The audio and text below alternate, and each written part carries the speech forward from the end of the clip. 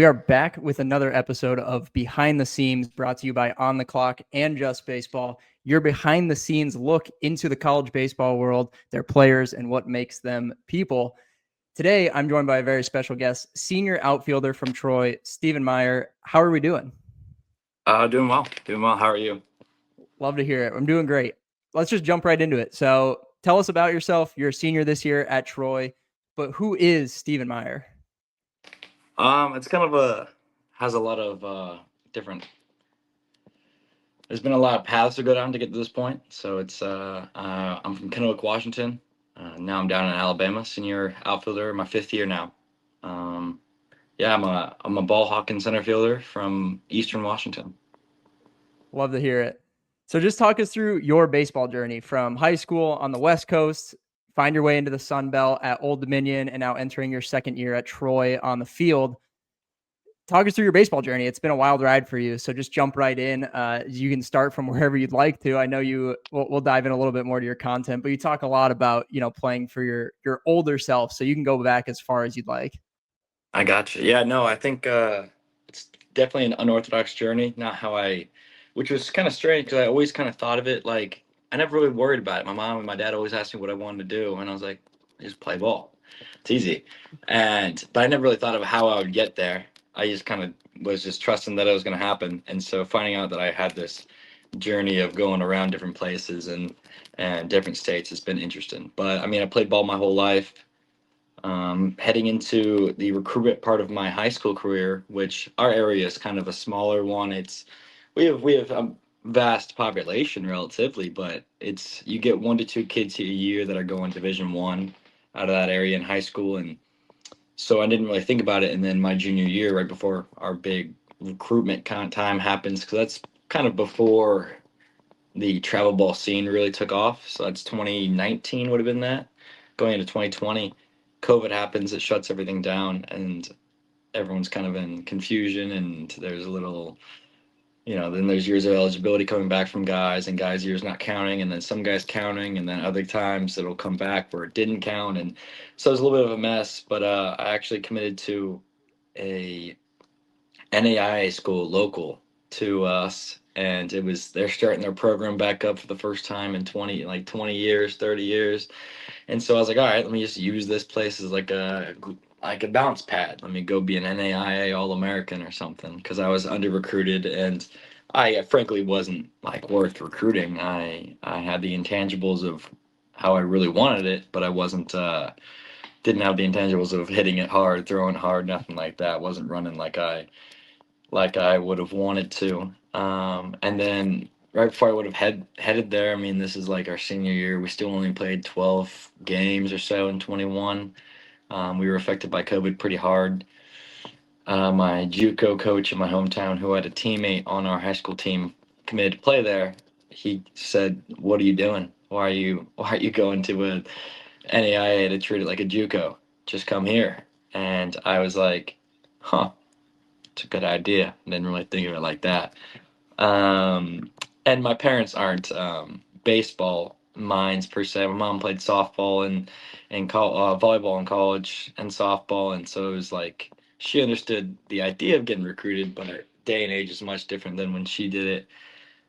So I went to junior college, and even from there, I thought it was gonna be more of a straightaway journey. Right off the bat, I was getting looks because I trained really hard in that the winter before, to kind of get up in the higher, just start learning how to throw hard by throwing hard, and start learning how to hit hard by hitting hard. And it didn't develop me to be a great hitter, but I learned how to hit hard. I think my senior year, I want to say I batted two something, maybe a buck something. It was my worst season of all time, but I hit well at a practice in front of that JUCO coach, and he said, "All right, let's do it." Because defensively, I was myself, which is I pride myself on defense more than anything. I just have so much fun out there. But yeah, I did that and started working towards I felt really free at that junior college because I was like, there's nothing to lose. And also the environment was pretty lax for the most part. It was guys who worked hard were able to play. And quickly after, I went to a showcase event. I'm glad my coach sent me there. Along with mainly sophomores, and that's where Oregon reached out actually. and that was my first experience getting recruited at a high level. And so throughout my first year of junior college, I'm practically committed to Oregon, and then it's all said and done until I break my hand our last game. They pull the scholarship. I kind of my first experience of also facing that aspect of it, which was a tough one. Um, and that's something a lot of guys face when they're a sophomore in high school, junior, and stuff. So I'm freshly 19. I graduated at 17. I was a kind of a really young guy for my class. Um, and so facing that, I'm like, all right, what am I gonna do now? I have these other smaller school scholarships, and I'm just like, let me just go back to JUCO. I didn't finish the year I wanted to. Broke my hands. Let me go back, and I went back. And after I went back, I was still thinking it'd be said and done with Oregon that next year, practically. And then they offered me less money, or it might have been, yeah, less money to go back after my sophomore year, and I felt pretty like it became at first it was look at our stuff, look at our facilities, look at our um, all of this, and I thought it was really cool. Never experienced that ever, and so when they pulled it essentially or made it less, I was like, okay, let me find a school that's gritty and hard nosed, and they don't need to show you like they have everything, but they don't need to show you that that's how they're going to recruit you. Um, and so that's what I tried finding in my next school, and unfortunately, I they came off a tougher season, and I showed up there, and the culture wasn't exactly how I was expecting a school who would have that mentality of we're hard nosed and we're going to work. And it unfortunately wasn't a great fit. And I also tore my shoulder halfway through, or I guess in March of that season in 24. So that was a lot of hardships. And I get told to enter the portal in that season, which was a surprise to me. And I was like, all right, starting center fielder is going to go in the portal. You're telling him to leave. I guess he'll leave. But I kind of had a little bit of that imposter syndrome going on where I was like, am I not a good ball player? Can I not compete at this level? Am I and I knew I could and I never doubted it for a second, but in my head in that summer, you're straight off shoulder surgery and it's a labrum tear and you're kind of like, this is a tough one. But I enter the portal and luckily my coach at Old Dominion, who I connected with really well, one of the hitting coaches who did most of the recruiting, just got the job, got the call from Skylar Mead to get the job down at Troy. And it was just said and done from there. I was in the portal for little over a month, maybe right around a month, and um, I'm glad I waited it out because there were some other opportunities that was more so prove it deals basically, but coming off of surgery it was a little tough to take that just because I wouldn't play much in the fall. But I found everything I ever wanted in Troy, so that's how we got here. Yeah, I love that. And I mean, the numbers speak for themselves. You look at the jump you made from your last year at Old Dominion to your first year at Troy last year. Talk a little bit about that coaching staff. We actually just had Skylar Mead on to talk in an interview. He's fantastic. That whole program just is full of amazing dudes. So just talk about that program, what it's meant to you to be there now entering your second year at Troy, and really what is Trojan baseball about from your perspective? Yeah, I mean it's special because it's not special. It's special because we're working to do boring good all the time. What's fun and what's cool is by winning. And to win, you should do the boring. And it's the thing that once I talked to Ryan Feynman in the portal, he knew me, but these other coaches didn't. And so Coach Wogamont Ben, who's our hitting guy, who's the associate head coach, he's the P to the pod of Skyler. Once he heard that I had 28 hit by pitches and I was perfect on stolen bases or whatever it may have been, he was like, "That's our guy. He won't move out of the way." Um, and that's something I pride myself on. That's how I was raised. So it's like at first I didn't really fit in with the guys in my hometown because it's like they would hit bombs or they would do the cool stuff, and the cool stuff happens because you do the boring stuff all the time. Yeah, you talk a lot about that hard nosed attitude. Last year, you were seventh in the entire nation in hit by pitches. Talk about your attitude on the field. I mean, you take pride in defense. You love running the bases. You've got that hard nosed, pitches coming at you. You're going to wear it. So just talk about your mentality when you're out on the field and you get the ball out and show what you do best. Yeah, I mean, it's one of those things where I would say I think about it, but I don't. It's just me. Big defense. I like diving. I like communicating. People probably say I talk too much, but then before they see me on the field, they're like, this guy doesn't talk at all. It's one of those mixes where that's just me. Like I love getting hit. I love running the bases. I love playing hard. I like playing the game the right way. But I also go a little crazy when good things happen. So it's a lot of fun. It's that loose just aggression that we take, and we attack every team, every even if it's our own guys. Like I like having that edge, and that's all we ever do is we have conviction and we have that edge. Yeah, absolutely. I mean, you have probably one of the best bat flips in college baseball last year. um, we don't have to Yeah. dive too deep into that, but it's a great moment, and it kind of shows your duality as a player, right? You can kind of do a little bit of everything. I think that makes it super exciting to watch. And us sitting on this side of it, we love to talk about the Sun Belt as essentially a Power Five conference. So if you can just Big talk time. about what it's like to play in the Sun Belt for people who may not give it much mind, but up and down, it's one of the best conferences in the entire country.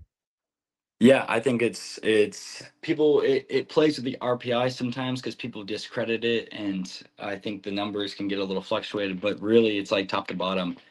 Um, there's every game is going to be a trap game, or every game is going to be a tough weekend because you're playing everyone who's got guys who's. And my favorite part about it is people play it, or they go there out of high school and they're really good, or they transfer from somewhere bigger and they compete. It's like these guys are all guys who are wanting to play professional baseball at the highest level, and they all can. And it goes like unsaid sometimes, but it really is a Power Five conference, all in all. Yeah, absolutely.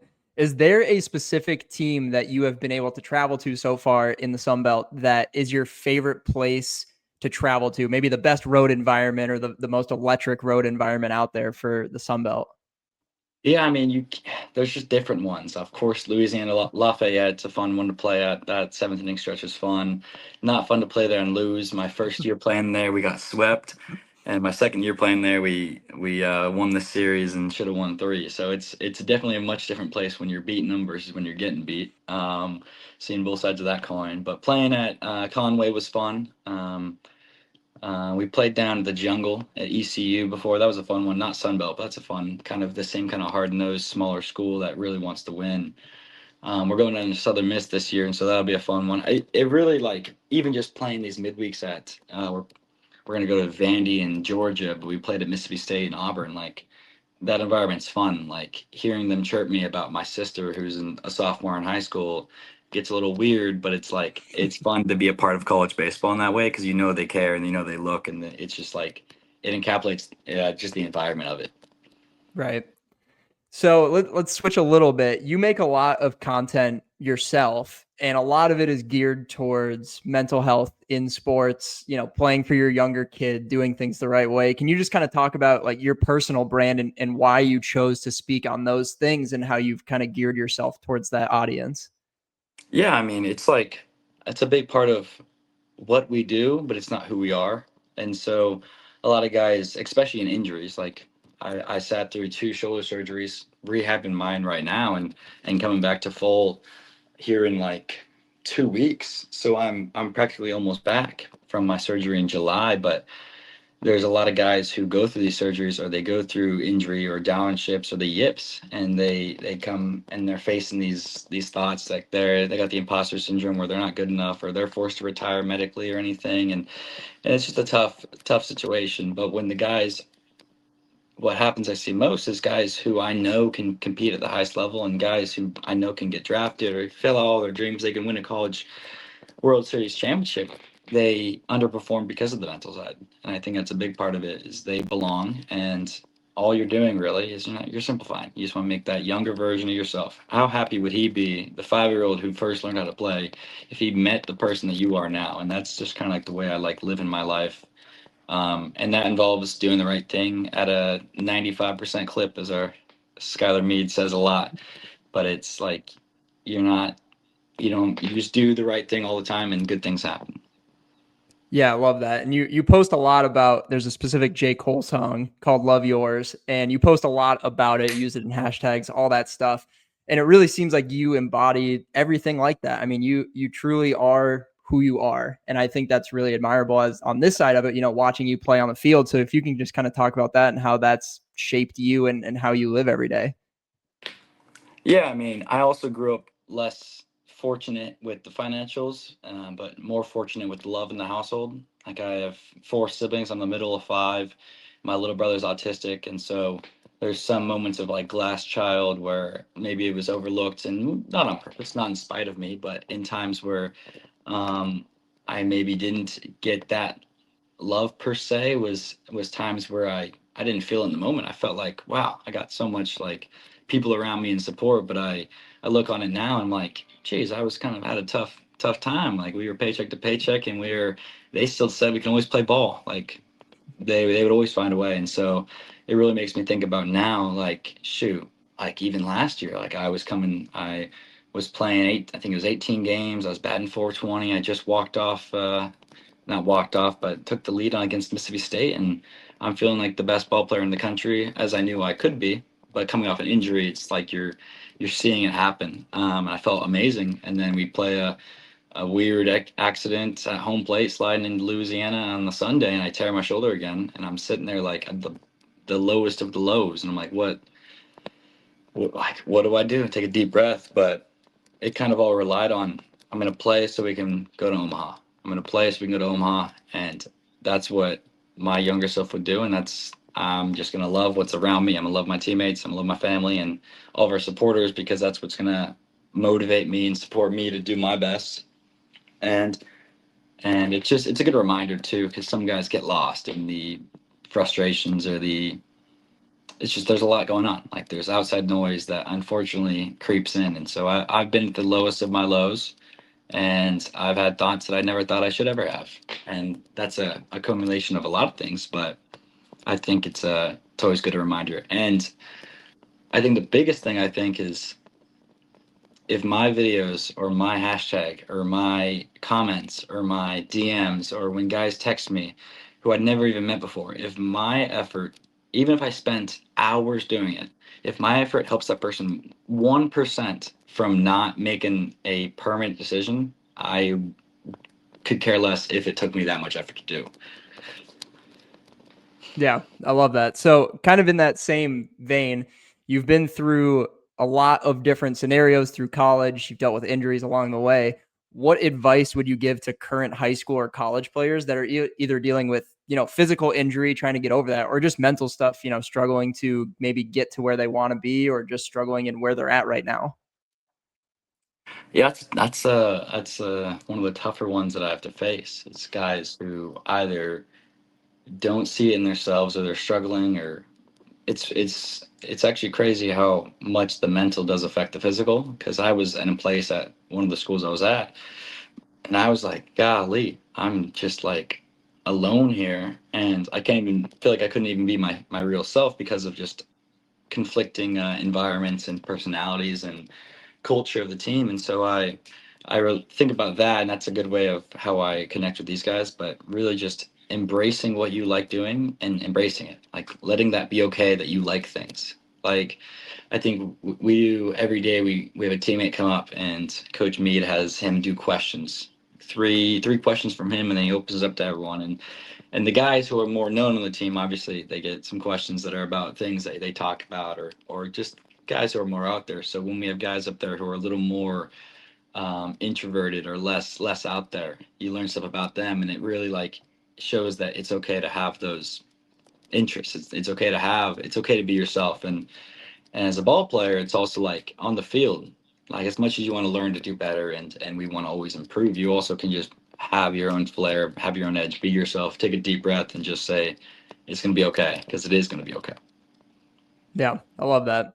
Let's get into some fun questions as well. So, growing up, you as an outfielder, you took a ton of pride on defense. Give me your Mount Rushmore of outfielders. Doesn't have to be the best outfielders, but your personal Mount Rushmores, maybe guys that you built your game after. Yeah, I mean, I would say Griffey if I like could hit a home run until I was like 14. So that would probably goes out of the water. But I think Kevin Kiermaier is like one of the best defensive outfielders of all time. Looked up to him big time. Um, Obviously, still now, if I, truth be told, if I get drafted by the Blue Jays, I believe he's coaching for him right now. It'd be a great story to tell one day if I could learn from him. But Mookie Betts has done great things. I'm gonna do my lifetime because I don't. Before Yeah, that, I that's don't got yeah. much going on. But yeah, Mookie Betts is great, and you can go Kane or Alex Gordon of those 2014, 15s kind of years. Those are both really good. But Ichiro obviously could go the last one just because uh, it's a hometown state kind of guy. Yeah, I love it. So you talk a lot about, your program and you yourself kind of built on being who you are. So what are some things away from baseball that you love doing that just, gets you in a different headspace, gets you away from the game and you can kind of reset and get back into it? Yeah, shoot. I mean, so I'm big on golf's a great one during the season. People always old heads always say it would break your swing, but really it just gets you out of other things. But shoot, we put on a good movie. Like what thing I watched, of course, Lord of the Rings. Gosh, best series of all time. I got my girlfriend on that one actually. That took a while, but we got there eventually. We watch about 8 minute periods before she fell asleep, but we got it eventually. But there's some good things like that. We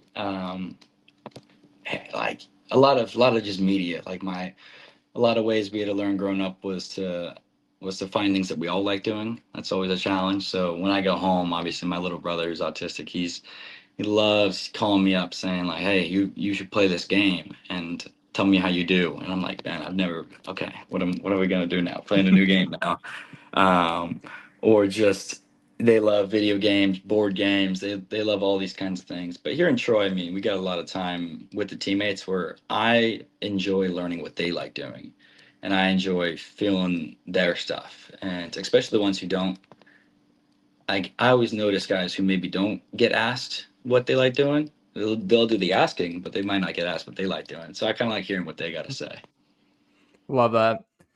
So before we wrap up, what are you most looking forward to in 2026, either from yourself or just Troy baseball in general? What's on the docket this year? Yeah, I think the biggest thing is just going to compete in Omaha. Like we know we can do it.